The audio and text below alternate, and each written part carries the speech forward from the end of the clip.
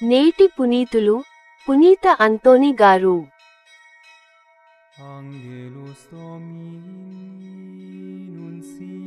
లోపల ప్రవేశించి దేవునితో విశ్రమించుటకు మనము చేతనైనంత కృషి చేయుదము. శుక్రవారం, జనవరి 17, 2025.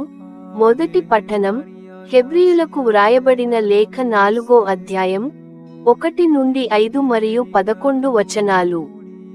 సహోదరులారా, లోపల ప్రవేశించి ఆయనతో విశ్రమింపవచ్చునని దేవుడు మనకు వాగ్దానమొనర్చి ఉన్నను. ఆ విశ్రాంతియందు ప్రవేశింపక మీలో ఎవ్వరైనను తప్పిపోవుదురేమో అని మనము జాగరూకులమై ఉందము.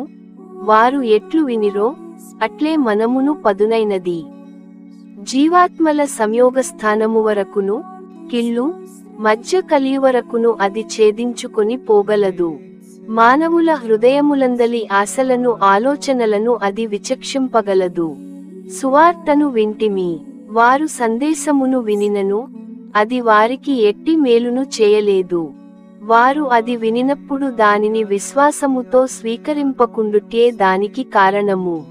కావున విశ్వసించు మనము లోపల ప్రవేశించి దేవునితో విశ్రమింతుము. అది కేవలము ఆయన చెప్పినట్లే, నేను కోపించి ఈటొక శపథమొనర్చితిని, వారు ఎన్నడును నా విశ్రమస్థానమును ప్రవేశించి విశ్రమింపకుందురుగాక.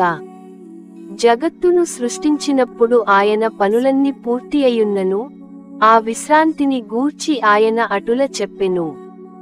మరియు 7వ దినమును గూర్చి ఆయన ఒకచోట చెప్పియున్నట్లు, దేవుడు 7వ దినమున తన అన్ని పనుల నుండి విశ్రమించెను.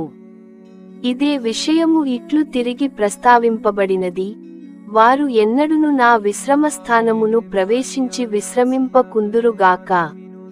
కావున దేవునితో విశ్రమించుటకు మనము చేతనైనంతగా కృషి చేయుదము. వారివలె మనము మనలో ఏ ఒక్కడును అవిధేయుడై పోకుండా విశ్రాంతిలో ప్రవేశింపయత్నించుదము. ఇది ప్రభువు వాక్కు.